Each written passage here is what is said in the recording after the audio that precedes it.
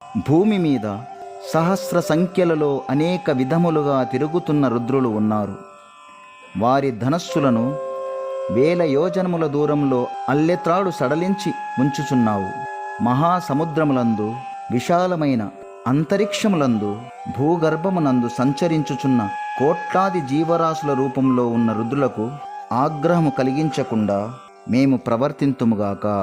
నీలగ్రీవులై అనగా నల్లని కంఠము కలవారు, శితికంఠులై అనగా తెల్లని మెడ కలవారు, అధోలోకమునను ఊర్ధ్వలోకమునను సంచరించు రుద్రులను మేము ప్రసన్నులను చేసుకుందుము కాక. వృక్షములందును పచ్చిక బయళ్ళయందును గల రుద్రులు ప్రసన్నులగుదురుగాక.